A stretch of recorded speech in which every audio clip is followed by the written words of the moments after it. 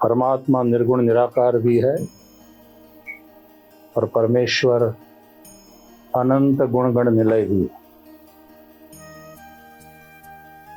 और उनके वात्सल्य गुण को प्रकट होने की जब इच्छा हुई तो एक अवतार हुआ जिसका नाम है माता। बहुत सही कहा किसी साहित्यकार ने कि माँ हमारी भाषा का एकाक्षरी काव्य है, एक अक्षर में पूरी कविता है ना। संसार की संपूर्ण मधुरता जैसे उस एक शब्द में ही समाहित हो गई। आज अंतर्राष्ट्रीय महिला दिवस भी है और तब यहाँ वात्सल्य ग्राम में आकर के पूजनीय दीदी माँ का ये प्रकल्प देख करके अनूठा अद्भुत है वो तो श्रवण करता ही आया हूँ, लेकिन आज प्रत्यक्ष यहाँ पर मुलाकात लेकर के बड़ी प्रसन्नता हुई। ये वो कहते हैं कि प्रेम, परिवार और परमात्मा, इन तीन शब्दों को इसी क्रम में आप रखो तो प्रेम नींव है, परिवार मंदिर है और परमानंद के रूप में परमात्मा उसमें प्रतिष्ठित है। इसलिए वही हमारा गोत्र बन जाता है पूज्य गुरु जी के नाम से। और जब प्रेम नींव में पड़ा हो तो परिवार इतना बड़ा होता है कि उदार चरिता नाम की वसुधैव कुटुंबकम, जो कहते हैं समग्र विश्व एक परिवार बन जाता है। लेकिन उसका प्रारंभ वात्सल्य ग्राम के ये गोकुलम में जो आप लोगों के छोटे छोटे परिवार है, जो दीदी माँ के वात्सल्य में पल रहे हैं, बढ़ रहे हैं। बच्चे जिस संस्कार की समृद्धि,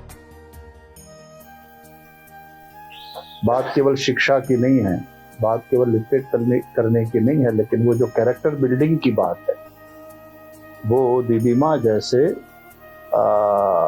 जो दिव्य विभूतियाँ हैं उनके सानिध्य में और उनके मार्गदर्शन में ही संभव है। तो अपने आप में वात्सल्य ग्राम का यह विश्व का अनूठा प्रकल्प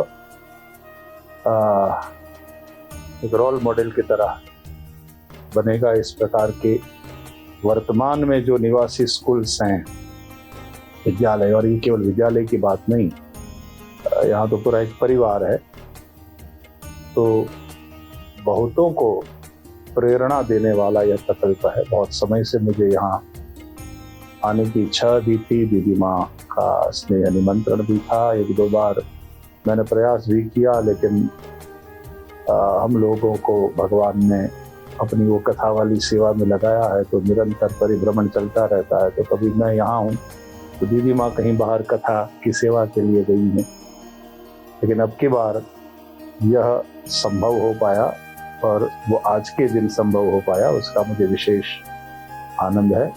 और इस यज्ञ को प्रणाम करता हूँ, दीदी माँ की तपस्या को प्रणाम करता हूँ और आप सभी बच्चों को और परिवारजनों को प्यार करता हूँ। बहुत ही अच्छे इंसान और श्रेष्ठ नागरिक बन करके समाज को, राष्ट्र को और विश्व की पूरी मानवता को कुछ प्रदान करने वाले आप बनेंगे।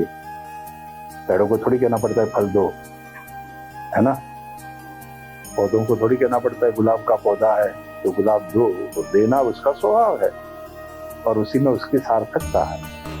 तो उस प्रकार से हम जब रहेंगे तो सिया ने जैसी कविता सुनाई सुंदर, उस प्रकार से हम ये याद रखें कि देना, समर्पण करना ये हमारी अपनी अनिवार्यता है और अपने अस्तित्व की सार्थकता उसी में है। तो आप सभी बच्चों को बहुत बहुत प्यार, बच्चों की माता को, मौसियों को, नानियों को, सबको प्रणाम और वात्सल्य मूर्ति पूजनीय दीदी माँ को भी प्रणाम।